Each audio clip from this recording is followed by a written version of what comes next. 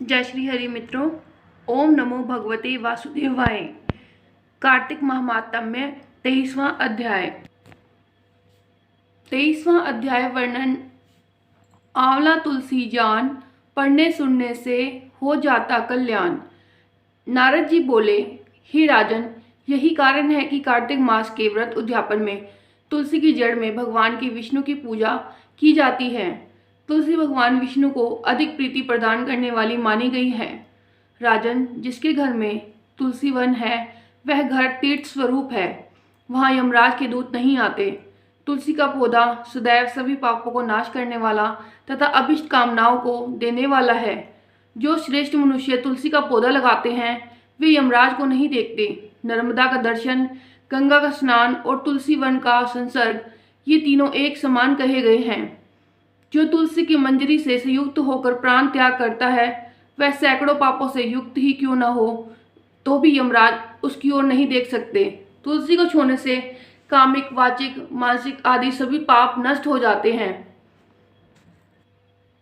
जो मनुष्य तुलसी दल से भगवान का पूजन करते हैं वह पुनः गर्भ में नहीं आते, अर्थात जन्म मरण के चक्र से छूट जाते हैं। तुलसी दल में पुष्कर आदि समस्त तीर्थ, गंगा आदि नदियां और विष्णु प्रभृति सभी देवता निवास करते हैं। हे राजन, जो मनुष्य तुलसी के काष्ठ का चंदन लगाते हैं उन्हें सहज ही मुक्ति प्रदान हो जाती है। उन द्वारा किए गए पाप उनके शरीर को छू भी नहीं पाते। जहाँ तुलसी के पौधे की छाया होती है वहीं पितरों की तृप्ति के लिए श्राद्ध करना चाहिए। जिसके मुख में, कान में और मस्तक पर तुलसी का पत्ता दिखाई देता है उसके ऊपर यमराज की दृष्टि नहीं डाल सकते। फिर दूतों की तो बात ही क्या है। जो प्रतिदिन आदर पूर्वक तुलसी की महिमा सुनता है वह सब पापों से मुक्त हो ब्रह्मलोक को जाता है। इसी प्रकार आंवले का महान वृक्ष सभी पापों को नाश करने वाला है। आंवले का वृक्ष भगवान विष्णु को प्रिय है। इसके स्मरण मात्र से ही मनुष्य गोदान का फल प्राप्त करता है। जो मनुष्य कार्तिक में आंवले के वन में भगवान विष्णु की पूजा तहत आंवले की छाया में भोजन करता है उसके भी पाप नष्ट हो जाते हैं। आंवले की छाया में मनुष्य जो भी पुण्य करता है वह कोटि गुना हो जाता है। जो मनुष्य आंवले की छाया के नीचे कार्तिक में ब्राह्मण दंपति को एक बार भोजन देकर स्वयं भोजन करता है वह अन्न दोष से मुक्त हो जाता है। लक्ष्मी प्राप्ति की इच्छा रखने वाले मनुष्य को सदैव आंवले से स्नान करना चाहिए। नवमी, अमावस्या, सप्तमी, संक्रांति, रविवार, चंद्र ग्रहण तथा सूर्य ग्रहण के दिन आंवले से स्नान नहीं करना चाहिए। जो मनुष्य आंवले की छाया में बैठकर पिंड दान करता है उसके पितृ भगवान विष्णु के प्रसाद से मोक्ष को प्राप्त होते हैं। जो मनुष्य आंवले के फल और तुलसी दल को पानी में मिलाकर स्नान करता है उसे गंगा स्नान का फल मिलता है।